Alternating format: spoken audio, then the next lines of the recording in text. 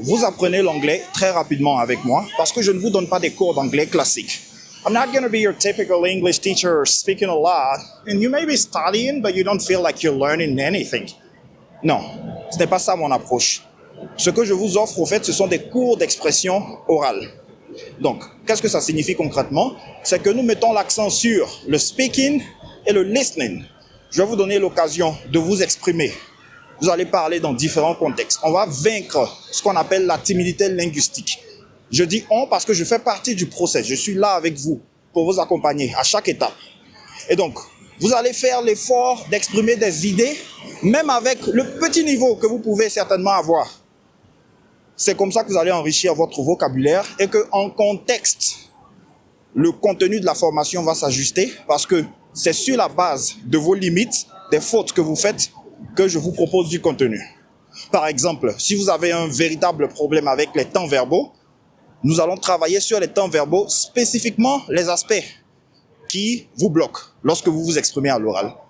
Si votre vocabulaire est limité lorsque vous voulez parler de votre travail, nous allons travailler surtout sur ces choses pendant un certain moment jusqu'à ce que cet aspect de la langue soit corrigé et qu'on avance. C'est ça l'idée.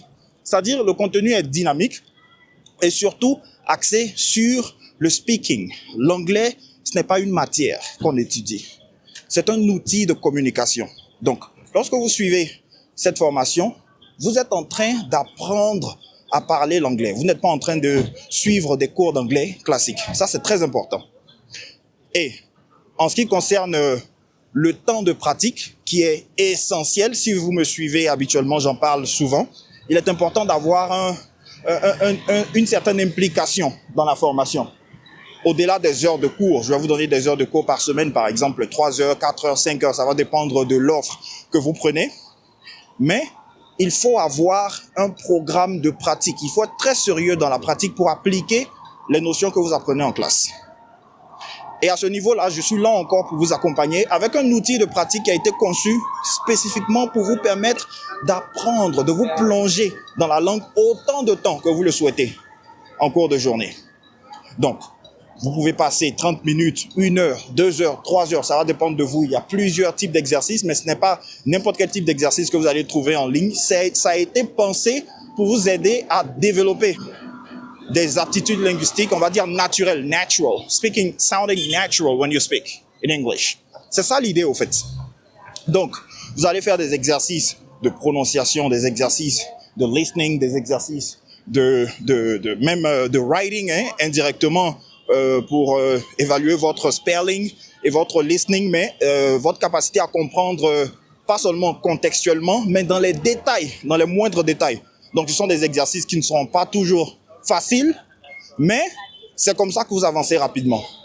Quand vous vous heurtez à la complexité de la langue dès le départ, vous avancez rapidement.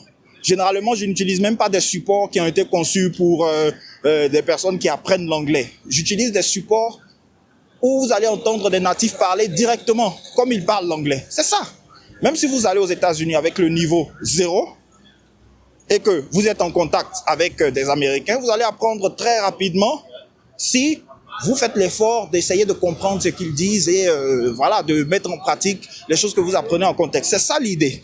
Donc, l'apprentissage contextuel, le temps de pratique qui est très important, et puis surtout l'immersion linguistique en général.